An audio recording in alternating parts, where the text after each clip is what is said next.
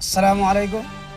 मौलाना महमूद मदनी साहब तो ये नोटिस जारी किए थे, उसके बाद उनके ऊपर बहुत सारे सवाल उठे और उसी सवाल पर एक जलसा में सवाल रखा गया, तो उसका जवाब मौलाना महमूद मदनी साहब कैसे जवाब दिए तो आप सुनिए। जी, और कोई साहब है, कोई सवाल है? अस्सलाम वालेकुम। वालेकुम अस्सलाम। हाजी पप्पू वो चिट्ठी से बोल रहा है। जी बोलो। अगर मुस्लिम राजनीति से सांप्रदायिक ताकतें मजबूत होती है तो जहाँ ओवैसी साहब या कोई मुस्लिम पार्टी चुनाव नहीं लड़ती, वहाँ बीजेपी क्यों जीत जाती है? क्या कारण है? जी, असल में ये सवाल जो है वो थोड़ा टेढ़ा है और थोड़ा लंबा है। अब इसके ऊपर अगर मैं बात करूंगा तो लंबी बात होगी, नंबर एक। नंबर दो, आपने आदमी का नाम ले लिया। मेरी आदत है, मैं आदमी का नाम लेता नहीं हूं। अब सवाल करने वाले नाम ले लेते हैं, मैं जवाब दूंगा तो कहेंगे जी ये तो उनके खिलाफ बोल रहे हैं। एक बात याद रखिए, खिलाफ में और इख्तलाफ में बहुत फर्क है।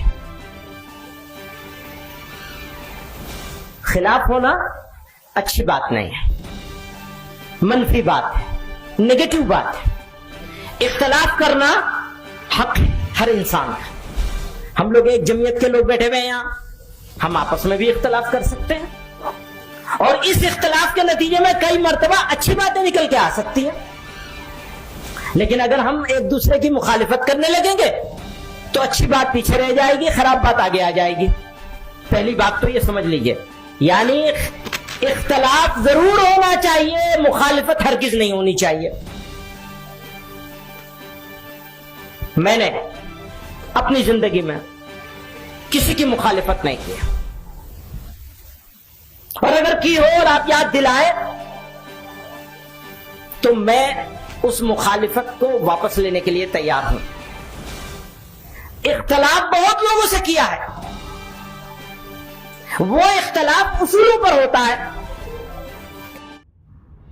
आप सभी ये सवाल भी सुने और मौलाना महमूद मदनी साहब कहीं भी उसका जवाब नहीं दिए। पूरी बातों को इधर से उधर घुमाते रहे लेकिन जवाब नहीं दिए। उसके बाद क्या हुआ, अब लोग ही बोलने लगे कमेंट बॉक्स में। आपको मैं कमेंट का जो कुछ हिस्सा है वो मैं शेयर कर दूंगा, आप देख लीजिए। लोग कह रहे हैं कि आखिर खिलाफ और इख्तिलाफ में क्या फ़र्क है। तो ये जो जमीयत को आप दो टुकड़े किए थे वो खिलाफ था या इख्तिलाफ था। कुछ लोगों ने कहा कि आप लोग ही हमारे कौम को बर्बाद कर दिए। इस तरह के बहुत सारे कमेंट आए हैं। बाकी आप क्या सोचते हैं, आप अपनी राय दें।